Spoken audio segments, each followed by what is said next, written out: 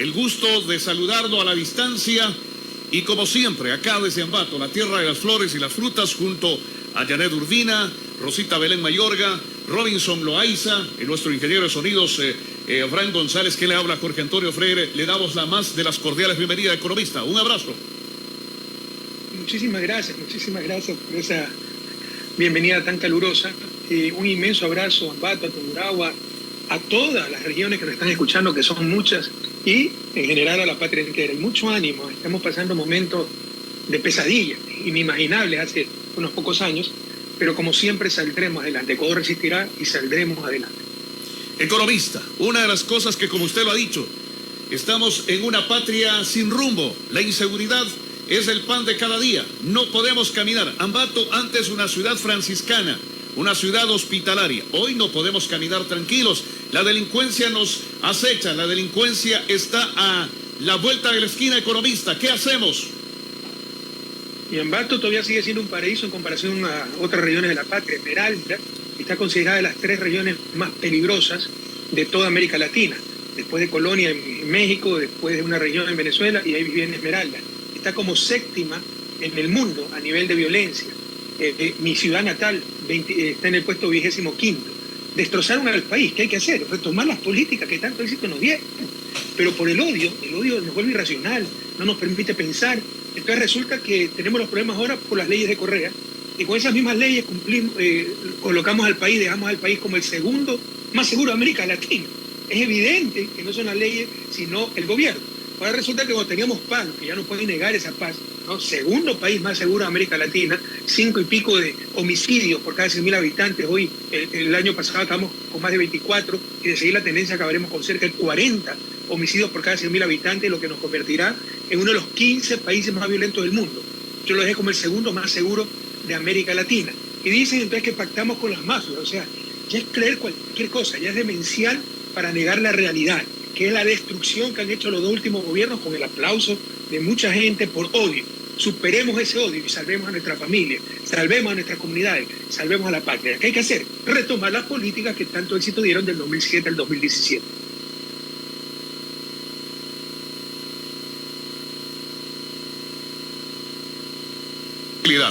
Hola, ¿no escucho? Sí, ahorita sí escucho. Hola. Sí, le decía, economista, que cómo hacemos para recuperar en aquellos puntos que usted ha planteado, cómo hacemos para volver a recuperar esa tranquilidad. Pero es que destrozaron la institucionalidad del Estado, destrozaron el Ministerio Coordinador de Seguridad, eliminaron el Ministerio de Justicia, al Ministerio del Interior lo convirtió en el Ministerio de Política para darle poder a María Paula Roma que nos persiguiera, que compre conciencia en asamblea, que reparta hospitales, y dejó de controlar la seguridad ciudadana. A la policía se le va a la deriva, sin mando civil, sin una visión comunitaria como tenemos nosotros en la unidad de policía comunitaria, porque la que más conoce la realidad, quién es el microtraficante, quién es el delincuente, es la comunidad. Dejaron ese modelo abandonado, dejaron el control de gestión de la policía, que teníamos dividido hasta en subcircuitos, cada uno asignado a un oficial de rango correspondiente, y para ascender tenían que demostrar disminución de la delincuencia en sus respectivos territorios. Destrozaron el ECU 911, súmele a eso la falta de presupuesto para la policía, no ejecutan nada, no tienen ni chaleco antibalas, ni balas, ¿no? Y súmele a eso la crisis económica, la migración y los banqueros rompiendo récords de utilidades, lo cual llena de indignación a cualquier persona sana mentalmente, porque es increíble entender, es imposible entender eso. Y tiene el cóctel perfecto para un estallido de violencia. ¿Qué hay que hacer? Retomar esa institucionalidad, respaldar a la policía, volver al sistema de gestión de policías comunitarias, recuperar el ECU 911, las cámaras y, por supuesto, reactivar la economía, porque también la crisis económica es caldo de cultivo para la violencia. Muy bien, bienvenido, querido economista Rafael Correa. Pues queremos que nos indique, ¿no? La Revolución Ciudadana tuvo una importante experiencia en lo que tiene que ver a la reactivación productiva. ¿Cómo impulsarían ahora, tomando en cuenta las condiciones actuales? Es que no es problema de falta de recursos, Janet, es mala distribución de los recursos. Usted tiene que analizar comunidad, no al sector privado, al sector público, como somos sociedad. Comunidad de análisis, la sociedad. Y resulta que en esa sociedad, mientras hay gente que tiene que emigrar, y muchos que me están escuchando han de tener un amigo o pariente que tuvo que emigrar en las peores condiciones, los bancarios están rompiendo récords en utilidades. ¿Cómo se entiende eso? ¿quién maneja el poder? Solo para llenarse sus bolsillos. El poder está en manos de los banqueros. Por eso es mala asignación de recursos. Se endeudaron. Dijeron que nosotros habíamos dejado endeudado al país. Tuvo que ir el propio Fondo Monetario, exigirle que aclaren las cuentas, y se demostró que dejamos el país con 38% de coeficiente PIB de deuda, ¿no? Y el límite era 40%, jamás se rompió la ley. Ellos sí rompieron la ley, se sobreendeudaron, y la plata ni siquiera quedó en el país. Se fue afuera de fuga de capitales y otra parte la tienen depositada en Suiza. ¿Para qué? Para respaldar el pago de la deuda externa, que la tienen ellos mismos, los banqueros. Entonces, todo está en función de ellos. Si se trae parte de esa plata, que es del pueblo ecuatoriano, del propio sector público, gran parte es fruto de la deuda externa, servirá para reactivar la economía. La divisa es como la sangre del cuerpo humano, queridas ambateñas, ambateños. Si se abre una herida y empieza a salir sangre, colapsa ese cuerpo. Eso es lo que hemos hecho. Hemos desangrado la economía, mandando afuera todo el dinero en lugar de retenerlo en la economía. Hay que devolver ese dinero a la economía, que empiece nuevamente a circular, y como ese cuerpo que mantiene la sangre, se reactivará la economía. Ecuador obviamente enfrenta una crisis de seguridad bastante grave ahora mismo, economista, acá en nuestro país. Hablamos de que esta seguridad que tenemos ahora nunca antes se había visto. Hablamos que en el 2022 se vivió en contexto como violento, el más violento en la historia registrado, con una tasa del 25.6 homicidios intencionales por cada 100.000 habitantes. Los cambios en las tendencias no son casualidad, están atados a los cambios sociales, obviamente no, y políticos, con la pérdida de la legitimidad, el desgaste institucional, los defectos post-COVID-19 desde el 2017. ¿Qué más se puede hacer frente a este escenario, economista? Mire, ¿cuál es el más grave problema? No nos engañemos. Crimen organizado, tal vez había en mi gobierno. Hay en Estados Unidos, hay en Europa, ¿dónde se manda la droga? Y de hecho, Ecuador ya es el primer proveedor de droga, de cocaína en Europa. Jamás hemos estado en esos puestos. Lazo se jacta que está capturando mucha droga, mucha cocaína. Claro, porque nunca se ha enviado tanta cocaína como antes. Antes no existía ese problema. Entonces, veamos la realidad. Eso no fue. ¿Cuál es la diferencia? Organizado en Ecuador, en Europa, porque allá se manda la droga, en Estados Unidos, pero en Ecuador se ha tomado el Estado. Ha infiltrado el Estado. Hay altos funcionarios del gobierno involucrados en narcotráfico. Hay narcopolítica. Hay altos funcionarios oficiales de la policía y de las Fuerzas Armadas, sobre todo Marina, involucrados con el narcotráfico. No tapemos el sol con un dedo. Ayer ha salido Fito, el líder de los choneros, diciendo que van a contribuir con la seguridad, entregar las armas, como en una rueda de prensa, con un oficial de inteligencia al lado. ¿Cómo pueden permitir eso? No solo eso, estaban con su campaña sucia de troles, sacando de contexto declaraciones de Andrés Arauz, diciendo que nos íbamos a sentar a conversar con los más buscados. ¿Cómo se va uno a sentar a conversar con los más buscados? Se están siendo buscados. O sea, ya hay un insulto a la inteligencia. Pero mientras hacen esa campaña, ellos son los que salen o permiten que salgan ruedas de prensa, los mafiosos, los dirigentes de las organizaciones criminales, al lado del policía. Entonces, no nos engañemos. El grave problema que enfrentamos ahora, que complica muchísimo esto, que hace que el nuevo presidente tenga que jugarse la vida para resolver este problema, es que el crimen organizado, tal vez por primera vez en la historia contemporánea del país, ha infiltrado al Estado. Hay narcopolítica, altos funcionarios del gobierno involucrados, altos oficiales de la policía y altos oficiales de la Fuerza Armada, sobre todo de la Marina Nacional. Que la tarea es durísima, pero posible. Lo otros ofrecen, prometen. Nosotros ya lo hicimos y lo volveremos a hacer. Recuperaremos la seguridad para el Ecuador. Economista, una de las campañas que, como usted lo dice, una campaña que se ha dado es que le atribuyen a usted por haber sacado la base de Manta, la base estadounidense de Manta, y que por ello en este momento el tráfico va desmedidamente. ¿Cómo respondemos a esto, economista? Miren, no insultemos la inteligencia, sobre todo los jóvenes que nos escuchan. Una base que salió en el 2009, ahí está la estadística, mejoramos muchísimo en seguridad, porque entre los consumidores estaban los soldados norteamericanos, pero mejoramos muchísimo. Logramos ser el segundo país más seguro de América Latina. 14 años después, estos destrozan todo, y es culpa de que salió la base Manta.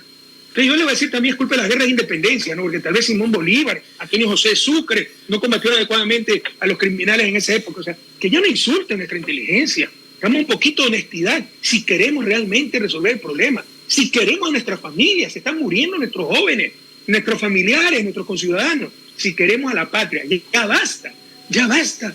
Perdónenme la expresión, de tantas idioteces. No es posible que se aguanten tantas idioteces. Es una base que salió hace 14 años. Luego de eso fuimos el país más seguro, segundo más seguro de América Latina, destrozan todo y 14 años después es culpa de que salió la base.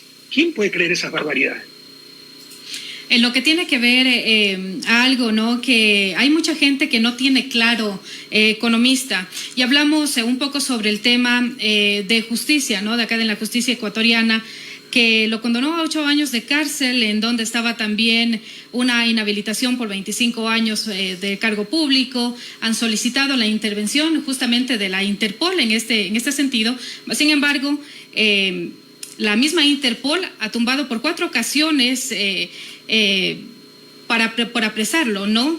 Es decir, aquí hay una negativa por parte de ellos. ¿A qué se debe esta negativa justamente de esta organización? Que lo único que pueden creer en esa justicia ecuatoriana puesta a dedo por Trujillo, por Moreno, para perseguirnos, una fiscal totalmente corrupta, inepta, solo puesta ahí para perseguirnos siendo la peor. Lo único que pueden creer son los odiadores, pero nadie más les cree, somos de las merreír a nivel mundial. ¿O usted cree que el Interpol es correísta? Pero esta vergüenza ajena, como no solo que han negado 3 o 4 veces, han negado para todos los involucrados, los 18 involucrados en el caso de Soborno. Le han negado las peticiones al Estado ecuatoriano diciendo esto es persecución política, de forma absolutamente inusual, porque Interpol es una policía, no son jueces, y le dicen esto atenta contra derechos humanos, esto es persecución política. Bruselas, capital de Europa, Europa nos ha dado el asilo político, ya se les acabó la fiesta, eso es game over. Es reconocer que soy perseguido político y que los corruptos en consecuencia son los que nos persiguen. Moreno, Trujillo, Saquicela, la fiscal como se dice, Salazar, etcétera, ¿no? Incluso el gobierno de Lazo que ha permitido todo esto. Las Naciones Unidas, el relator de Naciones Unidas para Independencia de Jueces, tiene no 1, no 2, no 3, 4 informes contundentes denunciando la toma de la justicia, cómo se sacó jueces, se pusieron a dedo jueces con tal de que persigan a Correa. 2 de esos informes están dedicados directamente al caso Soborno. La Cancillería belga ya se les ríe. ¿No? El embajador acá solo está para tratar de extraditarme y todos los días, o cada semana por lo menos, haciendo antesala donde el canciller belga ya se les ríe, les ha negado todo. O sea, los únicos que pueden seguir creyendo en la justicia ecuatoriana, entre comillas, son los odiadores. Pero más temprano que tarde esto también se le derrumbará en Ecuador, pero ya se le derrumbó hace rato a nivel internacional. Cambiando un poco de tema, economista, según el Ministerio de Educación, y hablamos en este momento de la deserción escolar, ¿no? Según el Ministerio de Educación, en el régimen Sierra Oriente existen 56.675 alumnos que no se matricularon para el año 2022-2023 en instituciones educativas fiscales, y la preocupación aumenta, pues hasta el momento en la costa se registran 40.000 estudiantes menos que el año anterior, y ni hablar en el tema de universidades, cuando hay muchos jóvenes que se están quedando sin estudiar porque la cantidad de cupos no abarca la demanda, ¿no? de jóvenes que quieren ingresar a las universidades. Esto pone en peligro el futuro de nuestros hijos. Pero por supuesto, no el futuro, el presente. ¿Sabes lo que son 100.000 niños que no vayan a la escuela, Yanet? ¿Sabes lo que le están haciendo a la patria? Están destrozando esas vidas, están destrozando como se cree que no se me llena los ojos de lágrimas. No puedo ser imparcial en esto, porque es mi patria. Pero ¿saben lo que han hecho? Después de que tenemos un sistema educativo que era ejemplo de América Latina, no era el mejor, lo encontramos como el de los peores, pero era el que más rápido avanzaba de acuerdo a UNICEF, y ya estábamos en el promedio de América Latina, y seguir la tendencia, en estos años ya estaríamos entre los mejores. Destrozaron todo, muchas veces con el aplauso, insisto, de los odiadores que anteponen sus odios al amor de patria. Entonces aplaudieron el cierre de la escuela del milenio porque era un proyecto de Correa, y abrieron las escuelitas comunitarias, que son las que peor educación tienen. Se abandonó la educación, ahora se la quiere tomar el MPD, con Yacu Pérez, de nuevo. Se abandonó a los maestros, se abandonaron los uniformes, el desayuno escolar, los libros, y falta el presupuesto, falta el cupo. Las familias ya no tienen trabajo, no tienen cómo mandar a sus hijos a la escuela, peor aún si no tienen apoyo en la escuela, y tenemos 100.000 niños que se han retirado del sistema educativo. Eso es hipotecar el futuro de la patria, pero también destrozar gran parte del presente y sobre todo destrozarle la vida a esos niños.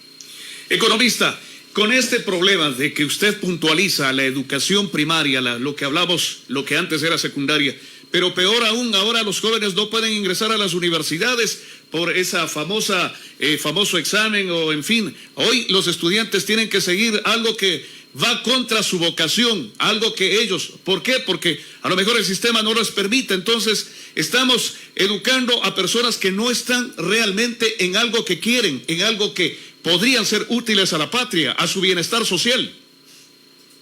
Mire, esa es una de las tantas mentiras repetidas 1000 veces que la quieren hacer pasar como verdad. No, será una mentira repetida 1000 veces. Son los mismos jóvenes los que en el sistema proponen su carrera, pero si usted tiene 200 cupos para 2000 aspirantes, antes ¿qué pasaba? Cuando no estaba centralizado el sistema. Por eso es que no echan la culpa, por transparentar las cosas, por asumir responsabilidades. Pero antes existían 200 cupos y 2000 personas, aspirantes. ¿Cómo se hacía? Se sorteaba, el primero que llevaba a la fila a las 2 de la mañana, el que pagaba. Había hasta pagadores sexuales para entrar en la facultad, una corrupción total. Entonces, no nos engañemos, sepamos identificar el problema para encontrar soluciones. El problema es la falta de cupo. Lazo, lo que dijo es que iba a dar, todos los estudiantes iban a poder estudiar lo que les dé la gana, cuando les dé la gana, como les dé la gana. Eso es un gran engaño social.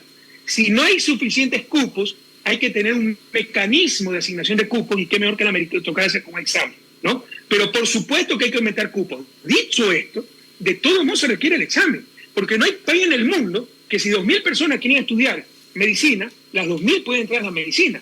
Eso es una locura. Algunos dirán, sí, pero hay universidades que practican esto, no en los mejores sistemas universitarios del mundo, eso no existe. En otros sistemas mediocres sí. ¿Pero por qué? ¿Qué es lo que hacen? Permiten que entren 2000 para no causarse problemas, para crear problemas políticos, y se gradúan 20. Pues. Le estoy mintiendo, los que conocen la vida universitaria, le estoy mintiendo. Entran 300 y se gradúan 30.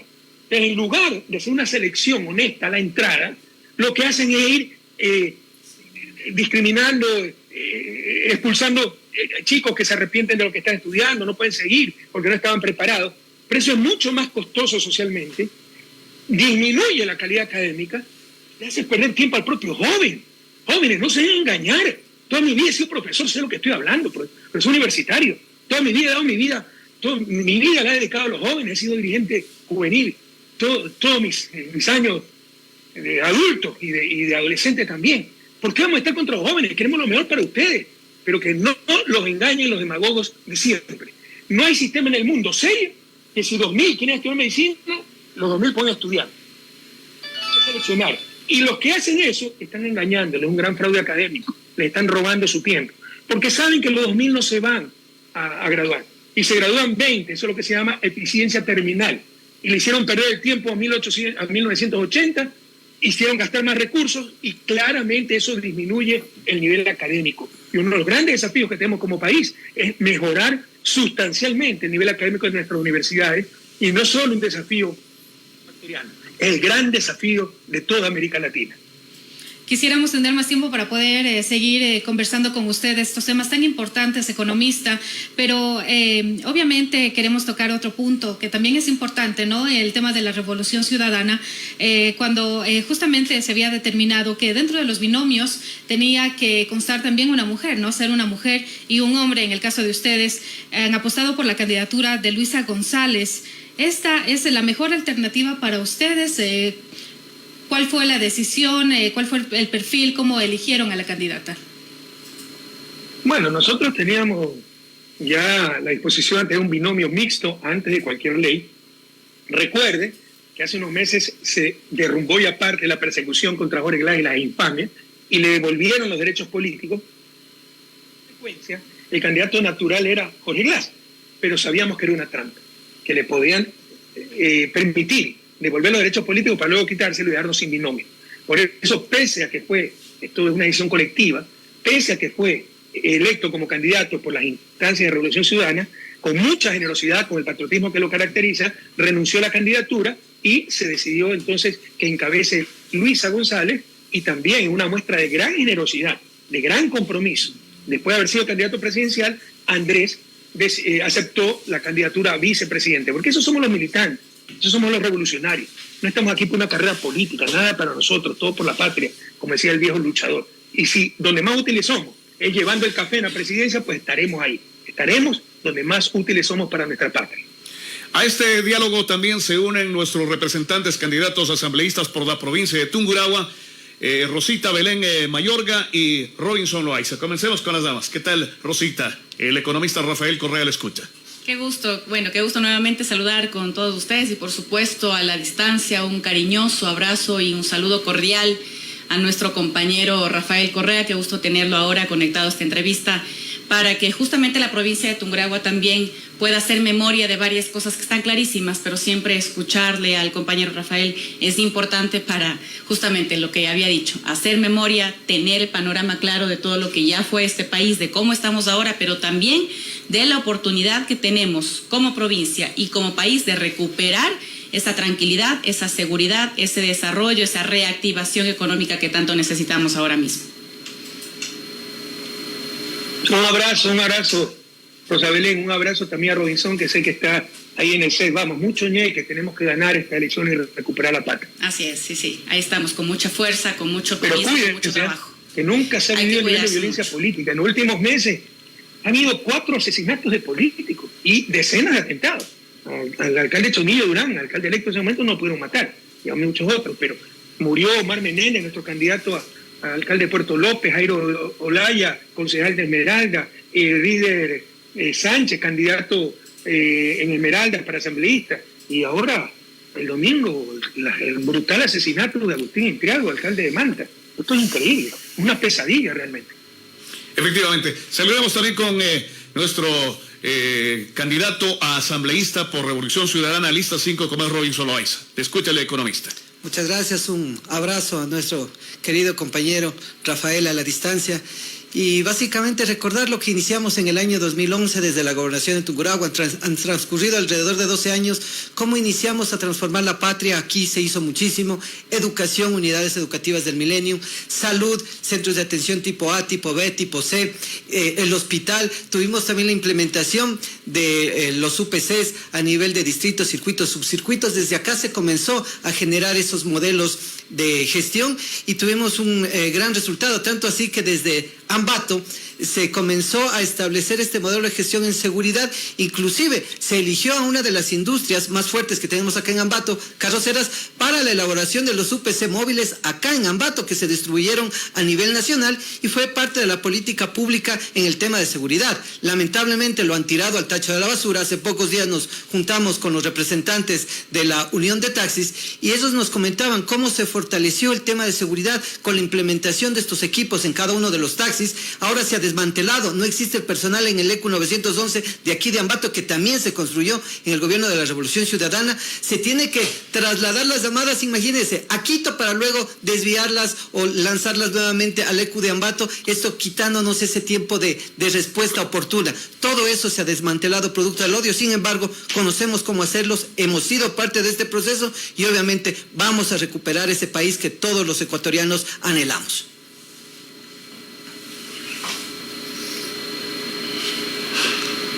Economista, lo escuchamos.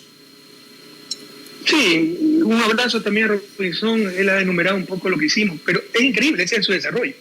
No es que no existen las capacidades, existen. Dejamos el sistema de seguridad integrado más completo y moderno de toda América Latina. Y no tienen personal, entonces hay que llamarle a Ambato a Quito, qué vergüenza. No funciona el 50% de las cámaras, abandonaron el programa de botones de auxilio, que es lo que estaba diciendo Robinson. Los taxis seguros tenían botón al lado del volante, por si asaltaban al chofer. Tenían botón en el asiento de atrás, por si acaso el chofer estaba asaltando, porque puede ser un taxi robado, asaltando al pasajero. Y tenían botón en el baúl, por si metían al chofer o al pasajero en el baúl, y se podía llamar enseguida al ECU 911 y mandar el recurso más cercano, la patrulla policial, lo que fue. Todo eso ha sido desmantelado. O sea, yo lo he visto, y corrija mejores, y le dejo esta tarea a los jóvenes universitarios. Yo no he visto destrucción tan profunda y rápida de un país en época de paz, y soy especialista en desarrollo. Al menos en historia contemporánea, no conozco un país que ha sufrido tal nivel de destrucción tan rápido y tan profundamente. Y ahí están los indicadores. Del segundo país más seguro de América Latina y probablemente para nuestro nivel de desarrollo el más seguro del mundo, vamos a acabar entre los 15 más violentos de todo el planeta. Economista, una situación que no quiero dejar pasar por alto, el problema de la migración. Nuevamente nuestra gente, nuestros jóvenes están abandonando el país por la precaria situación económica en la que estamos viviendo. Sí, es una lástima, y uno de los grandes logros y sanos orgullos de mi gobierno es que se revirtió el flujo migratorio. Hasta el 2007 salía la gente, llega el gobierno, luego empezó a regresaron decenas de miles, han vuelto a salir, y los migrantes no son números, Por si acaso los migrantes mantienen a la economía, porque las remesas migrantes están más altas que nunca, ¿no? Y gracias a esos dólares, mientras los banqueros sacan su plata, por la falta de fe en el país, esa gente que fue con el sudor de su frente, hasta con sangre, a trabajar a Estados Unidos, a Europa, manda sus dólares, sus euros, y eso mantiene la economía nacional. Los migrantes no son números, son seres humanos, son familias que se destruyen, son comunidades que se desestructuran. Entonces no podemos permitir eso. O sea, son exiliados de la pobreza. ¿Cómo se logra revertir eso? Reactivando la economía, garantizando derechos, recuperando la paz social, que era lo que teníamos indudablemente el 2007 al 2017. No lo pueden negar. ¿Qué es lo que dicen? ¿Que pactamos con las mafias? ¿Quién puede creer esa tontería? Ah, no, es que planificamos que para que en el 2023 explote todo. O sea, nosotros somos para... Bueno, ya me condenaron a mí por influjo psíquico, ¿no? Mire qué presidente en historia de humanidad ha sido condenado por influjo psíquico, pero mi influjo psíquico es tan poderoso que sabemos que en el 2023 Lazo iba a ser el presidente. ¿Quién puede creer esa barbaridad? Que hicieron obras, pero todo es sobreprecio. No hay un juicio sobre precio. Ambateños que me escuchan, yo sé que ciertos medios de comunicación han colocado esa mentira entre ustedes, una mentira repetida 1000 veces. Busquen un caso sobre precio. Le dijeron sobreprecio a los reajustes de contratos. Si la carretera costaba 100 millones, pero había que mover más tierra de lo previsto, costaba 120. Eso no es sobreprecio, es contrato complementario. ¿Y por qué no dicen entonces si eso fuera sobreprecio? Lo comentó el metro de Quito, 50%. Lo que aumentó el tranvía de Cuenca, 40%. Porque no eran objetivos políticos. Todo es contra nosotros. Ya no caigan en esa trampa, que no nos roben la fe, ¿no? Los corruptos siempre fueran ellos y jóvenes. No datos, perdón, no relatos, datos. Revisen el ranking de Transparencia Internacional y verán que nuestro gobierno fuimos el país de toda América Latina que más redujo puestos. 30 puestos en ese ranking. Esa fue nuestra lucha contra la corrupción. Hoy ves corrupción hasta en el registro civil, donde te extorsionan los tramitadores. Economista, quiero agradecerle por su tiempo. Podríamos tocar muchos temas más importantes, pero el tiempo es nuestro peor enemigo. Su mensaje al pueblo ecuatoriano. Siempre de fe, de esperanza, como quisiera estar con ustedes, pronto estar allá. Se le va a derrumbar todas estas infamias, le insisto. Jóvenes sobre todo. O sea, qué mejor muestra de nuestra honradez que tuvieron que acusarnos de influjo psíquico. Hasta la CIA nos estaba espiando, desde años. Nunca han encontrado nada. ¿Qué presidente en historia, después de 10 años, no por influjo psíquico? O sea, son el hazmerreír a nivel mundial.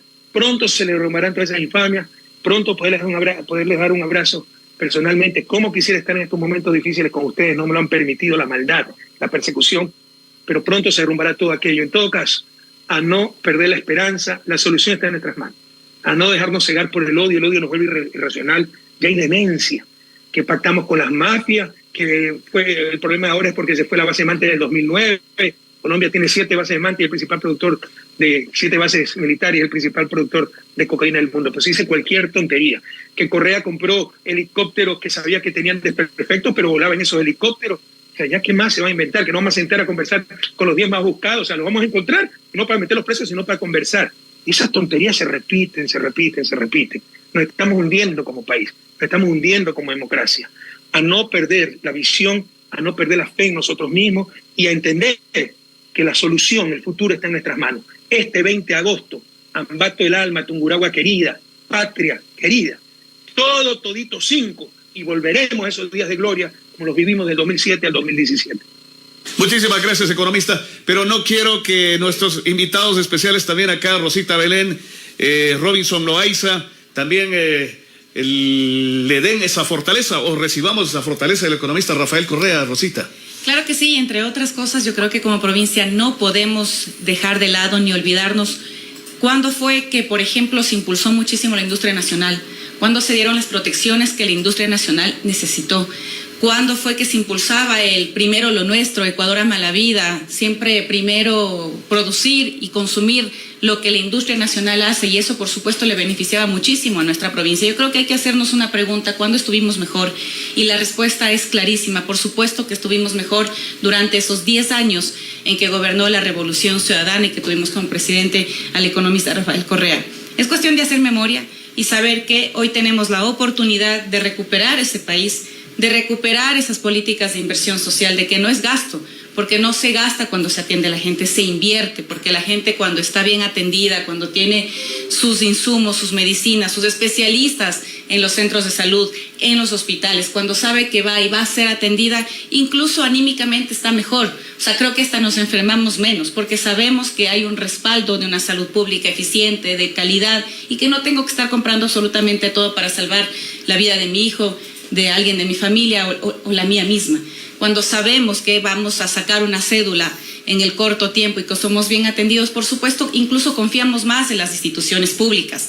Y ahora incluso eso se ha perdido. La propia confianza en el Estado, en las instituciones públicas hay que recuperar, pero no lo vamos a hacer si hacemos que el Estado sea cada vez más chiquito, si no invertimos en esta atención a la gente. Lo único que creamos es desconfianza en las instituciones públicas y también en la política. Así que todo es una cadena, una cosa se relaciona con otra. Cuando hay trabajo, cuando hay gobierno, cuando hay un Estado presente, cuando hay garantías para las personas, eso se siente. Y es cuestión de recordar, insisto, cuando estuvimos mejor, incluso en temas de producción, cuando se vendía mejor porque había más liquidez en el bolsillo de la gente, por lo tanto la gente tenía esa capacidad adquisitiva. Cuando turísticamente estuvimos mejor porque teníamos buenas carreteras, buenas vías, podíamos transitar tranquilos, podíamos además teníamos el dinerito para poder, ¿no es cierto?, viajar dentro del país y por supuesto nos sentíamos seguros para hacerlo. Ahora no, pero tenemos, insisto, la posibilidad, la oportunidad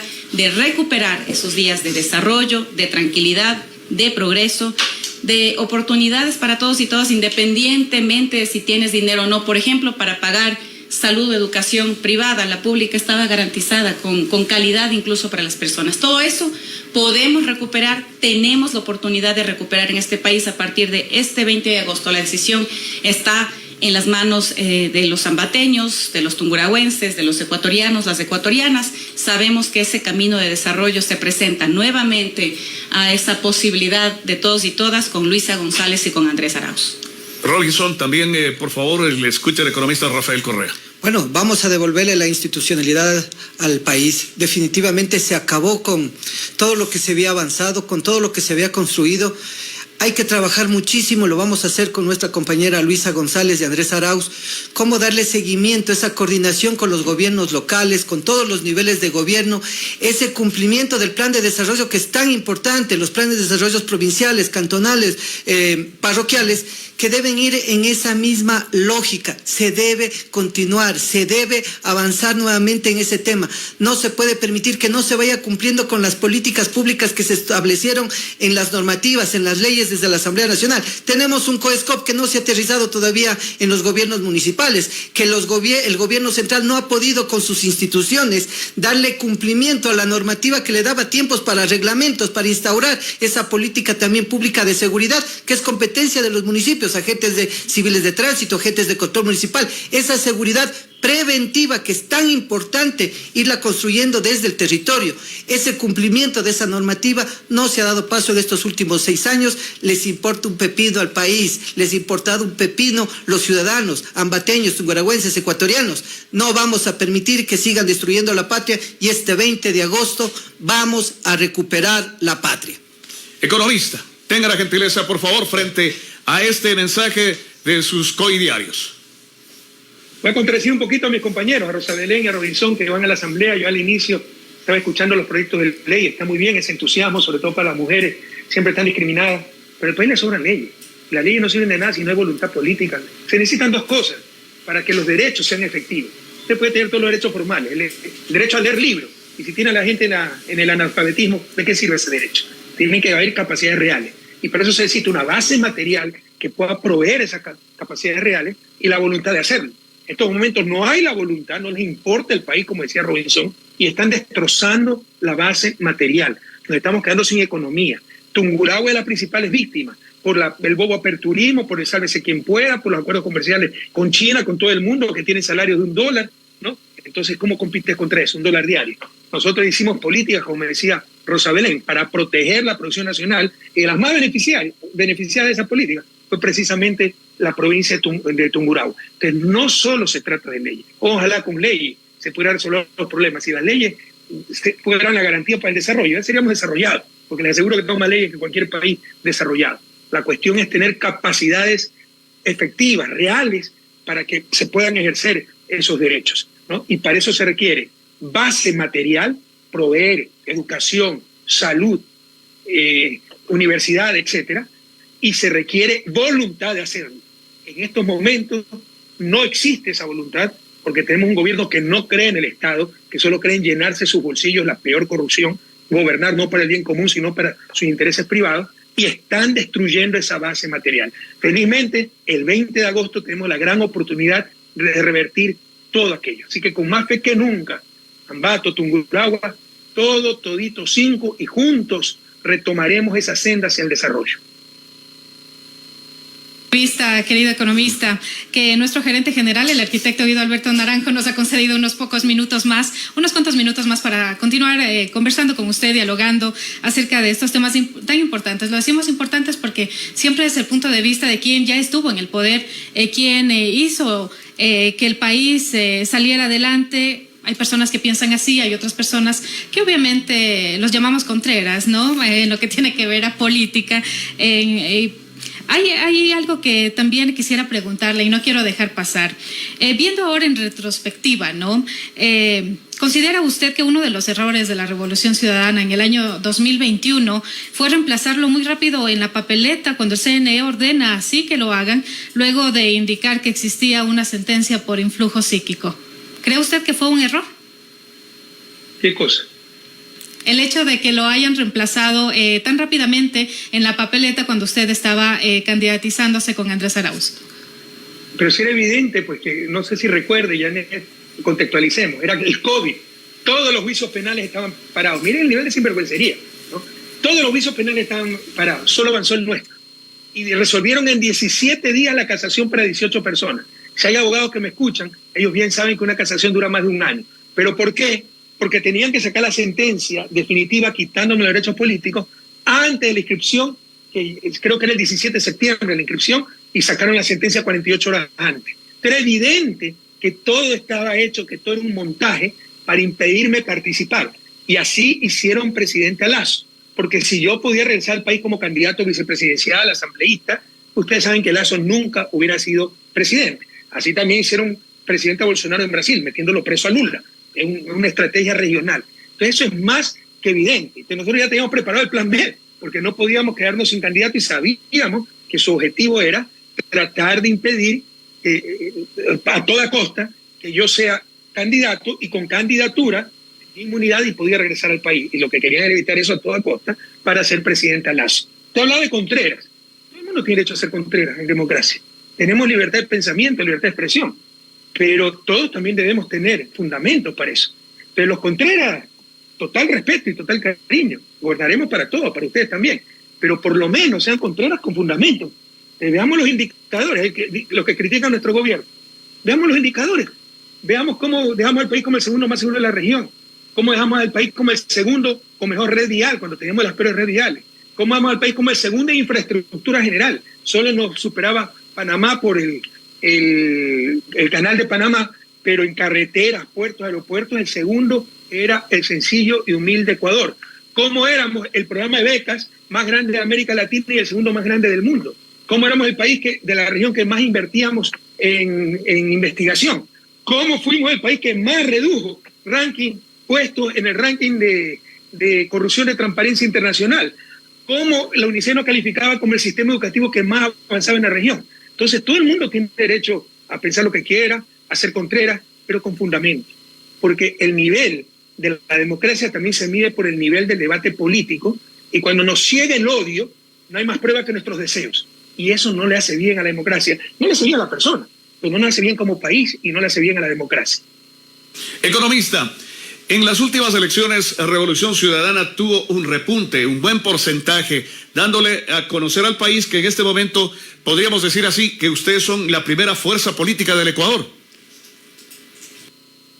Gracias a Dios, Jorge, siempre fuimos la primera fuerza. En los peores momentos, cuando la gente estaba desmoralizada, yo recuerdo que nos criticaban, ay, y Rafael, ¿y por qué encerraban un círculo en los videos, en la sabatina? Entonces la culpa era nuestra, ¿no? ¿Y por qué esto? ¿Y por qué lo otro? Y se cuestionaban todo frente al ataque brutal que teníamos, cuando un moreno tenía 80% de popularidad porque apareció como el gran honrado, nosotros los corruptos. Nunca se dio cuenta que éramos los corruptos en 10 años.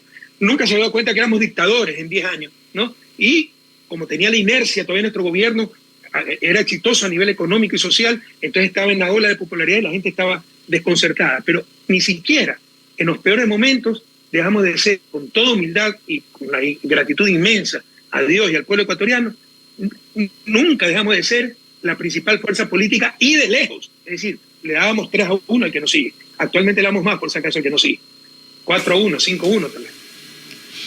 En su gobierno economista había muchos periodistas que hablaban de la libertad de expresión, se hablaba justamente de que había una persecución hacia los periodistas, más sin embargo, justamente el día de ayer, La Posta, ¿no? Periodistas de La Posta, de este medio digital, salieron del país. Hablamos de Mónica Velázquez y Anderson Boscan, dejaron el Ecuador con destino a un país más seguro con toda su familia. ¿Cuál es su punto de vista al respecto? Yané, usted ha dicho algo muy importante, ¿no? Los periodistas se quejaban de que no había libertad de expresión, de que eran perseguidos. ¿Cómo pudieron hacerlo si no había libertad de expresión? Pero es una contradicción en sí mismo. Claramente había libertad de expresión, pero como éramos un gobierno bueno, ¿usted cree que a un Pérez Cordero, que se mandaba a matar, le hubieran hecho la 10ª parte de lo que me ha hecho a mí? Abusan de nosotros que saben que somos gente buena. Entonces, 10 años estuvieron posicionando mentiras, pero que son contradicciones en sí mismos, ¿no? Porque si no había libertad de expresión, ¿cómo podían denunciarlo todos los días? Ahora, que supuestamente fue la libertad de expresión, que no hay autoritarismo, hay libertad de prensa, ¿no? Tienen que huir los periodistas del país porque están amenazados. Y bueno, le deseo lo mejor al señor Boscan, proteja a su familia, creo que la señora Mónica es su esposa, pero tampoco puedo olvidar que Mónica y Boscan, con Vivanco, fueron a Bélgica a fotografiar mi casa, a fastidiar, hostigar a mi familia, a mi hogar. Y como no encontraron nada, fueron a filmar la casa del novio de mi hija, que tiene una posición acomodada en un barrio acomodado de Bruselas, para decir que era mía y hacerme pasar como corrupto. Sin odio, pero con memoria. Ojalá que esta dura experiencia, yo creo que todo el mundo tiene una segunda oportunidad. Hagan una mea culpa y rectifiquen conductas que realmente eran reprochables, porque eso no hace un periodista. Pero en este momento, pues lo único que le deseo es la seguridad a Boscan y a toda su familia. Economista, muchísimas gracias por su tiempo. Muchísimas gracias también a Robinson Loaiza, a Rosita Belén Mayorga, Janet Urbina. Muchísimas gracias a nuestro control de sonido, Abraham González, amigo usted, Jorge Antonio Freire, economista. Felicidades, éxitos en el futuro. Jorge, muchas gracias, Ené, muchas gracias.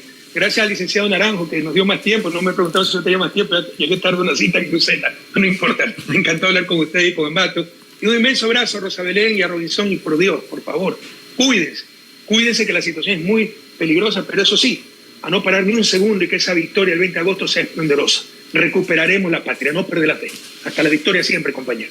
Muy bien, muchísimas gracias, economista. También queremos agradecer a los medios de comunicación quienes se han unido a este diálogo con el economista Rafael Correa Delgado, expresidente de la República del Ecuador. Gracias a Radio Fantasma 94.3 FM. Fantástica, perdón. Unimax, Canal 34, Prisma TV, Radiovisión Cotopaxi, La Misma, La Victoria TV, Pujilí al Día, HB Producciones, INTVS.